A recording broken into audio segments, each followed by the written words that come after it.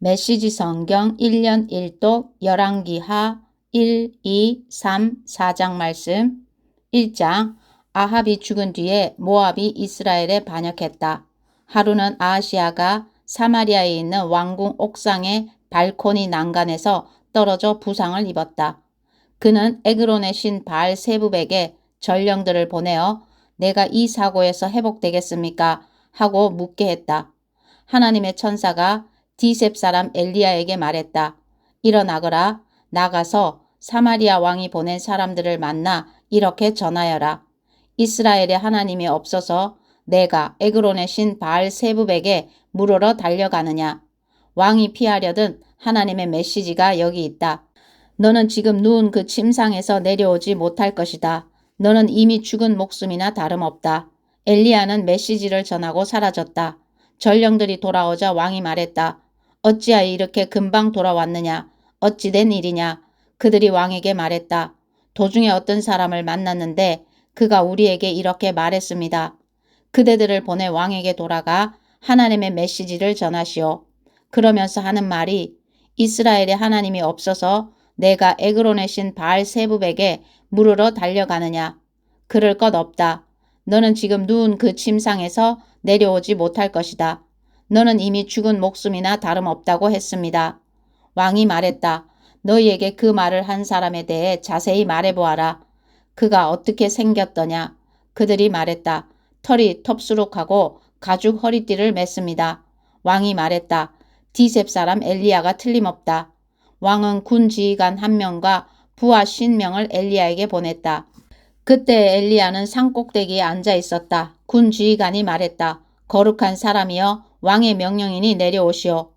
엘리야가 50명의 부하를 둔 군 지휘관에게 대답했다. 내가 참으로 거룩한 사람이라면 번개가 너와 내 부하 50명을 칠 것이다.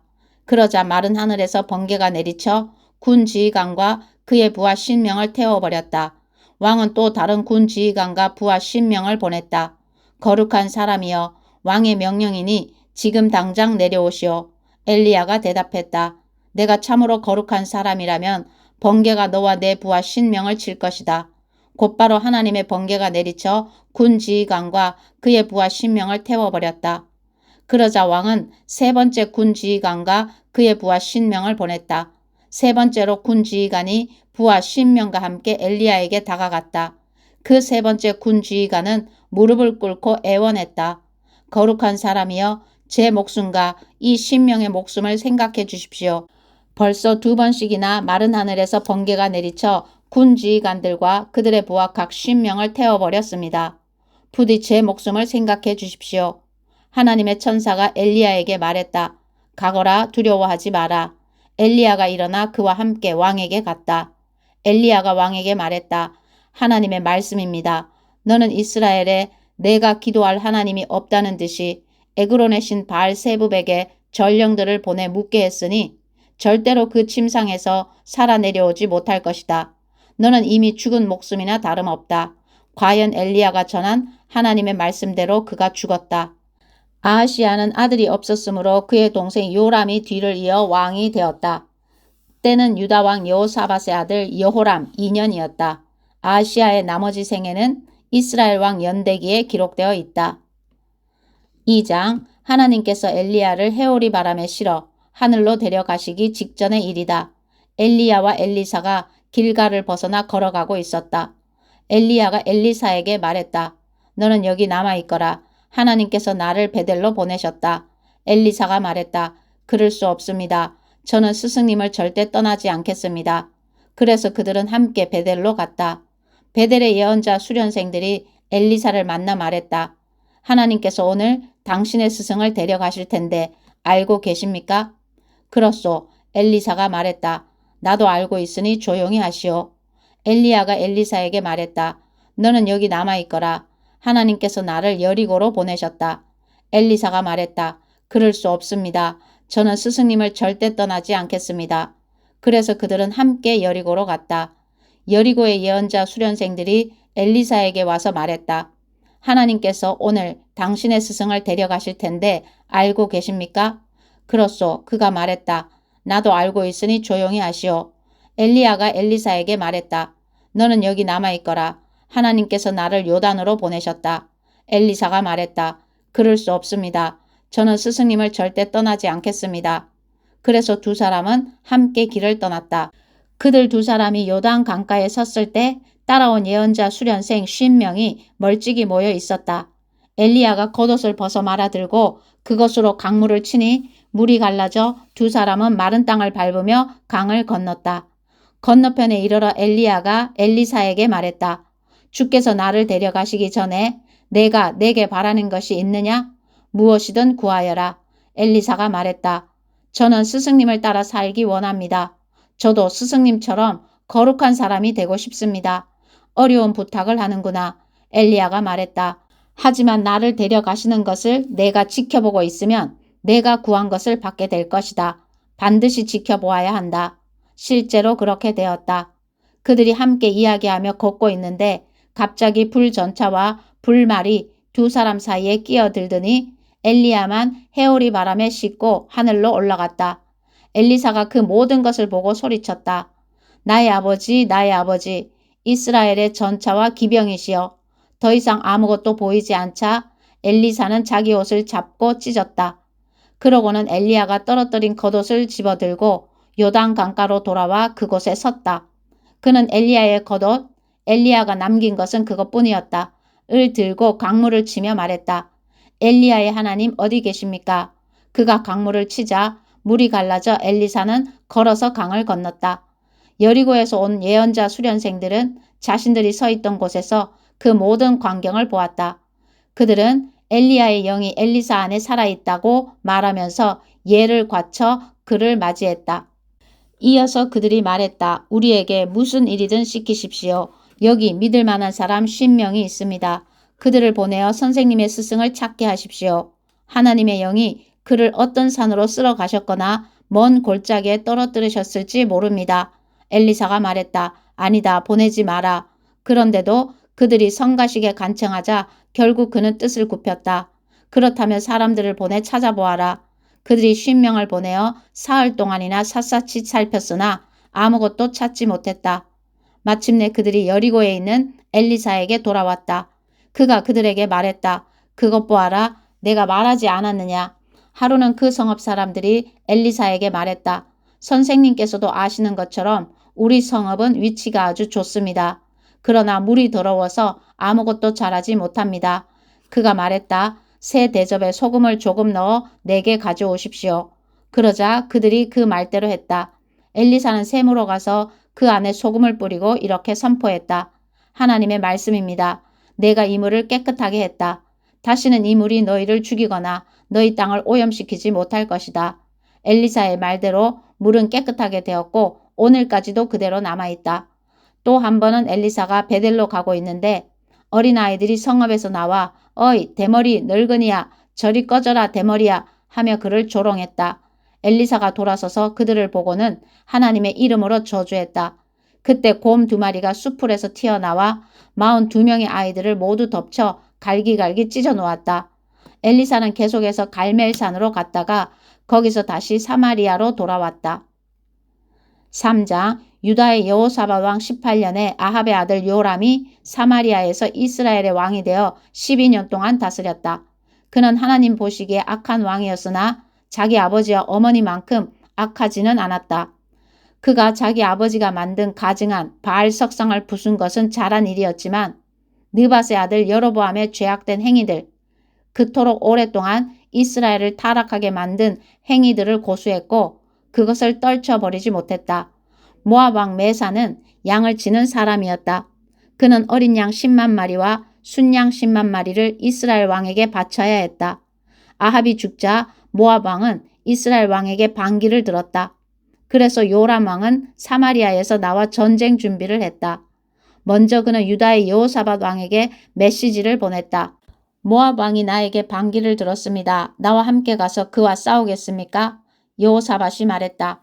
끝까지 당신과 함께 하겠습니다. 내 군대가 곧 당신의 군대고 내 말이 곧 당신의 말입니다. 어느 길로 가면 좋겠습니까? 에돔 항무지를 지나서 가는 것이 좋겠습니다. 그리하여 이스라엘 왕과 유다 왕과 에돔 왕이 길을 떠났는데 그만 길을 돌아서 가게 되었다. 7일이 지나자 군대와 짐승이 마실 물이 떨어졌다. 이스라엘 왕이 말했다. 큰일이다. 하나님께서 우리 새 왕을 여기까지 데려오셔서 모압의 손에 넘기려 하시는구나. 그러자 여호사밧이 물었다. 혹시 주위에 하나님의 예언자가 있습니까? 하나님의 뜻을 알아보게 말입니다. 이스라엘 왕의 신하들 가운데 한 사람이 말했다. 가까운 곳에 사밧의 아들 엘리사가 있습니다. 그는 엘리야의 오른팔이었습니다. 여호사밧이 말했다. 좋습니다. 그는 우리가 믿을 수 있는 사람입니다. 그래서 그들 세 사람, 이스라엘 왕, 여호사밧, 에돔 왕은 엘리사를 찾아가서 만났다. 엘리사가 이스라엘 왕에게 말했다. 무슨 일로 내게 오셨습니까? 왕의 아버지와 어머니의 꼭두각시 예언자들에게 가서 물으십시오. 이스라엘 왕이 말했다. 그런 말씀 마십시오. 하나님께서 우리 새 왕을 공경에 빠뜨려 모압의 손에 넘기려 하십니다. 엘리사가 말했다. 내가 늘 섬기는 만군의 하나님께서 살아계심을 두고 맹세합니다. 유다왕 여호사밧을 존중하는 마음이 없었다면 나는 왕을 쳐다보지도 않았을 것입니다. 하지만 여호사밧 왕을 생각하지 않을 수 없으니 내게 악기를 타는 사람을 불러주십시오. 악기를 타는 사람이 연주하자 하나님의 능력이 엘리사에게 임했다. 엘리사가 말했다. 하나님께서 말씀하시기를 이 골짜기 곳곳에 도랑을 파라고 하십니다. 그러면 이렇게 될 것입니다. 너희가 바람 소리도 듣지 못하고 비도 보지 못하겠으나 이 골짜기에 물이 가득 차서 너희 군대와 짐승이 마음껏 마시게 될 것이다. 이 일이 하나님께는 쉬운 일입니다. 그분께서는 또한 모압을 왕들의 손에 넘기실 것입니다. 왕들께서는 그 땅을 황폐하게 만들고 그 땅의 요새를 무너뜨리고 주요 마을을 짓밟고 과수원을 허물고 샘을 막고 밭을 돌밭으로 만들 것입니다. 아침이 되어 아침 제사를 드릴 때에 물이 서쪽 에뎀에서 쏟아져 들어와 순식간에 홍수처럼 골짜기를 가득 메웠다. 모압의 모든 사람은 이스라엘의 왕들이 싸우러 올라왔다는 소식을 들었다. 그래서 칼을 쓸 줄 아는 사람을 모두 소집해 국경의 자리를 잡았다. 그들이 아침 일찍 일어나 준비하고 있는데 해가 물 위로 떠올랐다. 모압 사람이 선 곳에서 보니 햇빛에 반사된 물이 피처럼 붉게 보였다. 그들이 말했다. 피다. 저 피를 보아라. 왕들이 서로 싸워 죽인 것이 분명하다. 모압 사람들아, 약탈하러 가자. 모압이 이스라엘 진에 들어오자 이스라엘 사람이 일어나 모압 사람을 닥치는 대로 죽였다. 모압 사람은 필사적으로 도망쳤고 이스라엘 사람은 거침없이 추격해 그들을 죽였다. 그들은 성읍을 짓밟고 밭을 돌밭으로 만들고 샘을 막고 과수원을 허물었다. 수도인 기라렛셋만 무사했으나 그것도 오래가지 않았다. 그들은 수도마저 포위하고 돌을 마구 던져 공격했다. 모압 왕은 자기가 지는 싸움을 하고 있음을 알고는 칼 쓰는 사람 700명을 데리고 에돔 왕이 있는 쪽으로 돌파해 가려 했다. 그러나 뜻대로 되지 않자 그는 자기를 이어 왕이 될 맏아들을 잡아 성벽 위에서 제물로 바쳤다. 그 일은 이스라엘의 격한 분노를 불러일으켰다. 이스라엘은 물러나 자기 나라로 돌아갔다. 4장 하루는 예언자 수련생들 가운데 한 사람의 아내가 엘리사에게 부르짖었다. 선생님의 종인 제 남편이 죽었습니다. 선생님도 잘 아시는 것처럼 남편은 하나님께 헌신된 아주 선한 사람이었습니다. 그런데 남편에게 돈을 꾸어준 자가 저의 두 아이를 종으로 잡아가겠다고 지금 오고 있습니다. 엘리사가 말했다. 내가 어찌하면 그들을 도울 수 있을지 말해보시오. 집안에 무엇이 남아있소? 여인이 말했다. 기름 조금 말고는 아무것도 없습니다. 엘리사가 말했다. 그러면 이렇게 하시오. 길을 다니면서 모든 이웃에게 빈 그릇과 대접을 빌려오시오. 몇 개만 아니라 얻을 수 있는 만큼 많이 빌려오시오. 그런 다음 아들들과 함께 집으로 들어가 문을 닫고 그릇마다 기름을 부어 가득 차는 대로 옆으로 밀어 놓으시오. 여인은 그의 말대로 아들들과 함께 집 안으로 들어가 문을 닫고 아들들이 그릇을 가져오는 대로 기름을 채웠다. 모든 그릇과 대접에 기름이 다 차자 여인이 한 아들에게 말했다. 다른 통을 가져오느라. 아들이 말했다. 그게 다입니다. 그릇이 더 없습니다. 그러자 기름이 거쳤다. 여인은 하나님의 사람에게 가서 그 이야기를 전했다. 하나님의 사람이 말했다. 가서 기름을 팔아 빚을 갚고 남은 것은 그대와 아들들의 생활비로 쓰도록 하시오. 하루는 엘리사가 수넴을 지나가는데 그 성읍의 어느 기부인이 그를 초대하여 식사를 대접했다. 그래서 엘리사는 그 지역을 지날 때마다 그 집에 들러서 식사를 하게 되었다. 그 여인이 남편에게 말했다. 우리 집에 항상 들르는 이 사람은 분명히 하나님의 거룩한 사람입니다. 그러니 위층에 작은 방을 하나 더 내고 침대와 책상, 의자와 등잔을 갖추어 그가 이곳을 지날 때마다 우리 집에 묵게 하면 어떨까요? 그래서 다음부터 그곳을 지날 때 엘리사는 그 방에 가서 잠시 누워 쉬게 되었다. 그는 자기 종 게하시에게 말했다. 수넴 여인에게 내가 좀 보잔다고 전하여라. 그러자 그 여인이 엘리사에게 왔다. 엘리사는 게하시를 통해 말했다. 그대는 도리에 넘치도록 우리를 잘 돌보아 주었소. 그대에게 무언가를 해주고 싶은데 혹 왕이나 군 사령관에게 부탁할 만한 청이 있으시오? 여인이 대답했다. 아무것도 없습니다. 저는 집에서 평안하고 만족스럽게 살고 있습니다. 엘리사가 게하시와 의논했다. 우리가 이 여인에게 해줄 수 있는 일이 분명 있을 텐데 무엇을 해주면 좋겠느냐. 게하시가 말했다. 이 여인에게는 아들이 없습니다. 그리고 남편은 나이가 들었습니다. 여인을 불러다오. 엘리사가 말했다. 게하시가 여인을 부르자 여인이 열린 문 앞에 섰다. 엘리사가 여인에게 말했다. 내년 이맘때 그대는 사내 아이에게 젖을 먹이고 있을 것이오. 여인이 대답했다. 내 거룩한 주인이시여. 그런 호황된 말로 저를 놀리지 마십시오. 그러나 그 여인은 임신했고 엘리사의 말대로 1년 후에 아들을 낳았다. 그 아이가 자라났다. 하루는 아이가 추수꾼들과 함께 일하고 있는 아버지에게 가서 아프다고 호소했다. 아이고 머리야, 아이고 머리야. 아버지가 종에게 명령했다. 아이를 어머니에게 데려가거라. 종은 아이를 안고 어머니에게 데려갔다. 아이는 어머니의 무릎에 정오까지 누워있다가 죽었다. 여인이 아이를 데리고 올라가 하나님의 사람의 침대 위에 눕히고 아이를 혼자 둔 채 문을 닫고 나왔다. 그러고 나서 여인은 남편을 불렀다. 종 하나와 나귀 한 마리를 내주세요. 급히 그 거룩한 사람에게 다녀와야겠습니다. 오늘 꼭 가야겠소? 오늘은 초하루나 안식일 같은 거룩한 날이 아니지 않소? 여인이 말했다. 묻지 마세요. 지금 당장 가야 합니다. 저를 믿어주세요. 여인이 가서 나귀의 안장을 얹고 종에게 말했다. 앞장서거라. 최대한 빨리 가자. 내가 너무 빠르면 내가 말하겠다. 여인은 길을 떠나서 갈멜산에 있는 거룩한 사람에게 이르렀다. 거룩한 사람이 멀리서 여인이 오는 것을 보고 종 게하시에게 말했다. 저기를 보아라. 수넴 여인이다. 빨리 가서 무슨 문제라도 있습니까? 괜찮습니까? 남편과 아이는 별일 없습니까? 하고 물어보아라. 게하시가 가서 묻자 여인이 대답했다. 별일 없소. 그러나 여인은 산에 있는 거룩한 사람에게 이르자 그 발밑에 엎드려 그를 꼭 붙들었다. 게하시가 여인을 떼어내려 했으나 거룩한 사람이 말했다. 그냥 두어라. 괴로워하는 모습이 보이지 않느냐. 하지만 하나님께서 내게 그 이유를 알려주지 않으시니 나도 모르겠구나. 그때 여인이 입을 열었다. 주인님, 제가 언제 아들을 달라고 했습니까? 헛된 희망으로 저를 놀리지 말라고 말씀드리지 않았던가요? 그러자 엘리사가 게하시에게 명령했다. 잠시도 지체하지 말고 내 지팡이를 들고 최대한 빨리 달려가거라. 도중에 누구를 만나더라도 인사를 해서는 안 된다. 누가 너에게 인사를 하더라도 대꾸하지 마라. 도착하거든 내 지팡이를 아이의 얼굴 위에 놓아라. 아이의 어머니가 말했다. 하나님께서 살아계심과 당신이 살아계심을 두고 맹세하는데 당신이 나를 두고 갈 수는 없습니다. 그래서 게하시는 여인을 앞장서게 하고 그 뒤를 따랐다. 게하시가 먼저 도착하여 아이의 얼굴에 지팡이를 놓았다. 하지만 아무 소리도 없었다. 생명의 조짐이 보이지 않았다. 게하시가 다시 돌아가 엘리사에게 말했다. 아이가 깨어나지 않습니다. 엘리사가 집에 들어가 보니 아이가 죽은 채로 침대에 누워 있었다. 그는 방 안에 들어가 문을 잠그고 방에는 그 둘만 있었다. 하나님께 기도했다. 그는 아이가 누운 침대에 올라가 입과 입, 눈과 눈, 손과 손을 맞대어 자기 몸으로 아이를 덮었다. 그가 그렇게 아이 위에 엎드리자 아이 몸이 따뜻해졌다. 엘리사는 일어나 방 안을 왔다 갔다 했다. 그러다가 다시 가서 아이 위에 엎드렸다. 그러자 아이가 재채기를 시작하더니 재채기를 7번 했다. 눈을 떴다. 그는 게하시를 불러 말했다. 수넴 여인을 안으로 들여라. 그가 부르자 여인이 들어왔다.